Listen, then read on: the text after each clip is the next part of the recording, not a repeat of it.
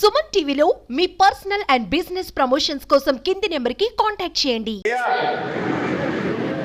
కూటమి వచ్చిన తర్వాత కొంతమంది చెప్పినారు, ఈరోజు కూడా నాకు కొంతమంది చెప్తారు, సార్ స్కూళ్ళల్లో మధ్యాహ్న భోజనాన్ని కొంతమంది ఇప్పటికీ వైఎస్ఆర్సీపీ వాళ్ళు చేస్తూ ఉన్నారు.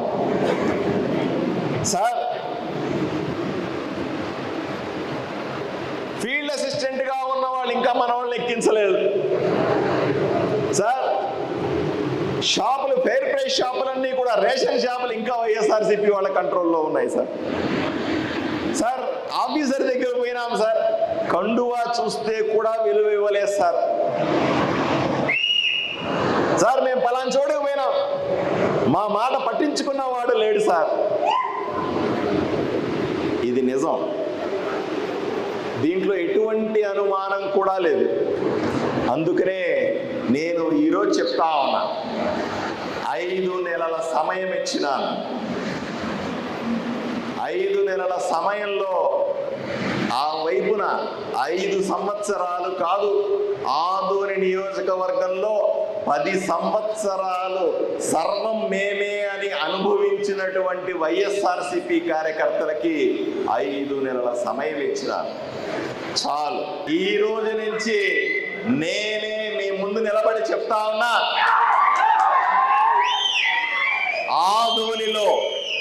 ఆదోని నియోజకవర్గంలో ఏ ఒక్క మిడ్ డే మీల్లో కానీ, ఏ ఒక్క రేషన్ షాప్లో కానీ, ఏ ఒక్క కార్యక్రమాల్లో కానీ, లబ్ధి చేకూర్చేటువంటి ఏ ఒక్క పనిలో కానీ వైఎస్ఆర్సీపీ కార్యకర్త ఉండడానికి వీల్లేదు.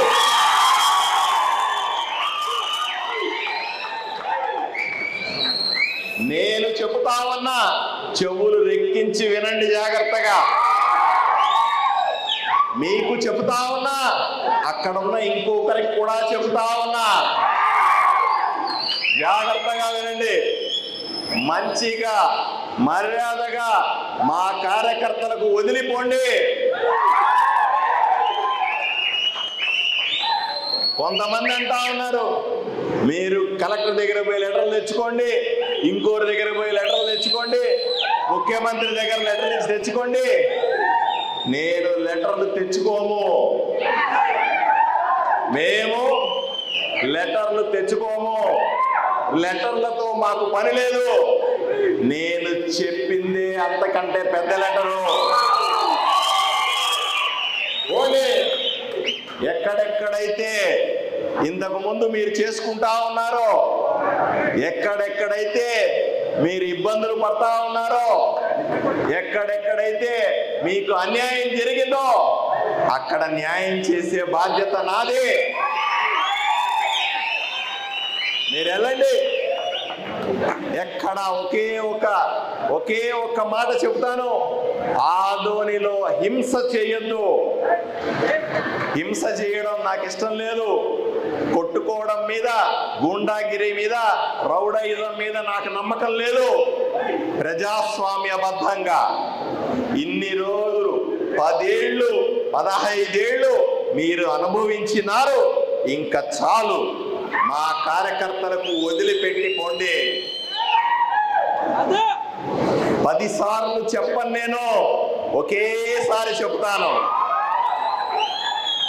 నేను చెబితే స్టేజ్ మీద ఎంతమంది ఉన్నారో అంతమంది చెప్పినట్టే. నేను చెబితే మీనాక్షి నాయుడుతో సహా జిల్లాలో అందరూ చెప్పినట్టే.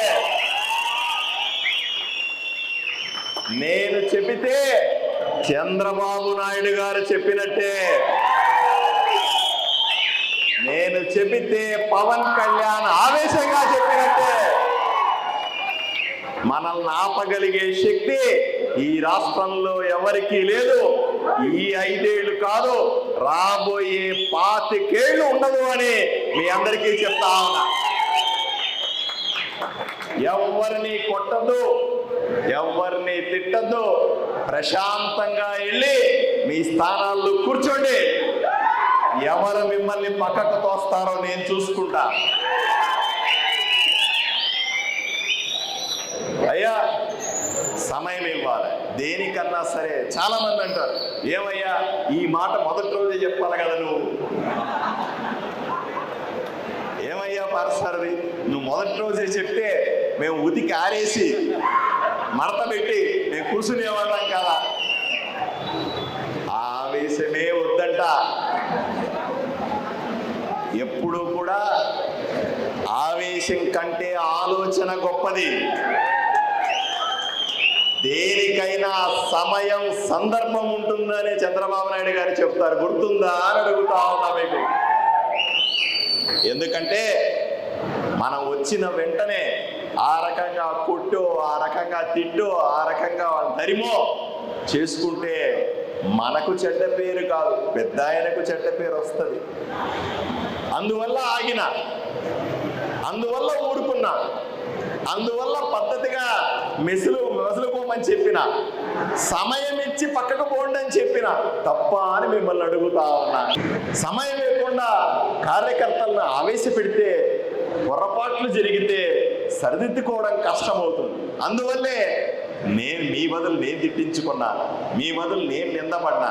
మా ఎమ్మెల్యే టైం తీసుకుంటున్నాడని చెప్పారు, పట్టించుకోలేదన్నారు, కార్యకర్తకు అన్యాయం జరిగిందన్నారు. ఎన్నో చెప్పినా, ఎన్ని మాటలన్నా పడ్డా.